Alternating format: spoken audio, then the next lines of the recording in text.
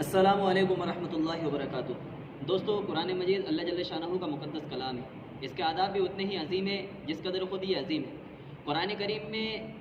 اسے ترتیل و تجوید کے ساتھ پڑھنے کا حکم دیا گیا ہے۔ رسول اللہ صلی اللہ علیہ وسلم نے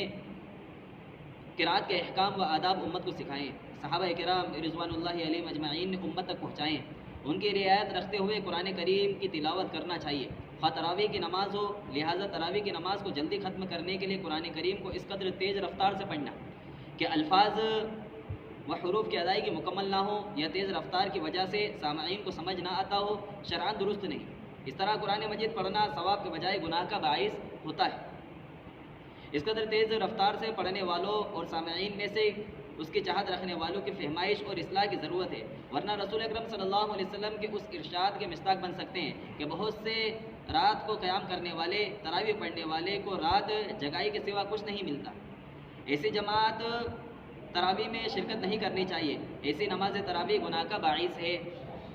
نماز تراویح میں قرآن مجید اس انداز سے پڑھنا چاہیے کہ قرآن مجید کے الفاظ مکمل اور صاف ادا ہو۔ نہ بہت تیز پڑھنا چاہیے کہ حروف کٹ جائے، اور نہ ہی بہت سست روی سے پڑھنا چاہیے کہ سننے والے تھکاوٹ کا شکار ہو جائے۔ رکوع اور سجود اطمینان کے ساتھ کرنا چاہیے، یعنی کم از کم 3 مرتبہ تسبیح کہے جا سکے، اور یہ حکم ہر نماز کے لیے ہے۔ تراویح میں جلدی جلدی رکوع و سجود کی اجازت نہیں ہے، اور تشہد، درود شریف اور دعا بھی مکمل ادا ہونی چاہیے۔ البتہ اگر امام تشہد، درود شریف اور دعا روانی سے پڑھ لیتا ہو تو مقتدی تشہد کے بعد درود شریف کے مختصر الفاظ اور کوئی مختصر دعا پڑھ لیا کرے، اور اگر مقتدی کے تشہد پڑھنے کے بعد درود شریف اور دعا مکمل کرنے سے پہلے امام سلام پھیر دے تو مقتدی کے لیے حکم ہے کہ وہ امام کی مطابعت میں سلام پھیر دے۔ البتہ اگر تشہد ہی مکمل نہ ہوئی ہو تو مقتدی کے لیے تشہد مکمل کرنا ضروری ہے۔ دوستو، اس طریقے سے قرآن کریم ہم کو پڑھنا اور سننا چاہیے۔ اب ہم آپ کے سامنے ایک ویڈیو پیش کر رہے ہیں، اس کے اندر آپ دیکھیے کتنی جلدی جلدی قرآن کریم کو پڑھا جا رہا ہے کہ اگر کوئی حافظ اگر پیچھے کھڑا ہوا ہے، وہ اگر سن رہا ہو اور اسے بھی سمجھ میں نہ آ رہا ہو تو کیا اس طریقے سے قرآن کریم کو پڑھنا صحیح ہے؟ آپ ہمیں کمنٹ کر ضرور بتائیں۔ السلام علیکم ورحمۃ اللہ۔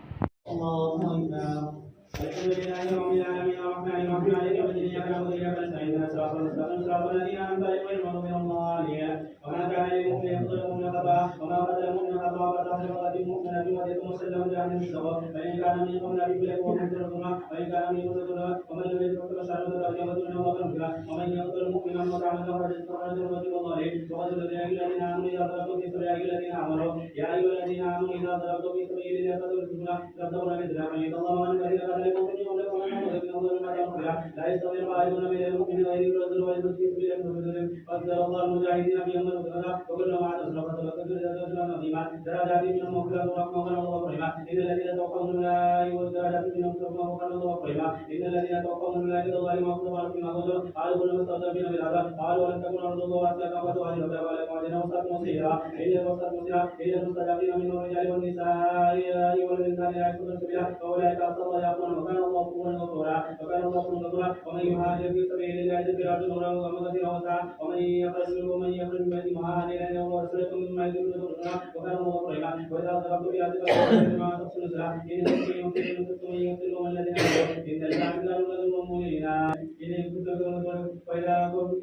يكون الذي يقولون الحمد لله رب العالمين الرحمن الرحيم مالك يوم الدين إياك نعبد وإياك نستعين الصراط المستقيم صراط الذين أنعمت عليهم غير المغضوب عليهم ولا الضالين إن خفتم أن يفتنكم الذين كفروا وإن خفتم أن يفتنكم الذين كفروا وإن امرأة خافت عليهم الشهود فلا فلا جناح عليها والصلح خير وخذ الرشد وإن تصلوا فإن الله بما تعملون خبيرا ولما تستطيعوا أن تعدلوا بين النساء ولكم فلا تميلوا كل المال فتذروا المنافع فإن تصلوا فإنه كان غفورا رحيما وإن يتفرقا يغني الله نفسه كان الله سبحانه وتعالى في السماوات والأرض ولقد وصينا الذين أوتوا العلم من قبل أن الله وإن يتكفروا فإذا ما في السماوات والأرض كان الله غنيا حميدا وإذا ما في السماوات والأرض وكانوا بلا وكيلا إن يشاء يغني وكان الله غنيا ما كان يريد ثواب الدنيا فعند الله توبة وكان الله سميعا بصيرا.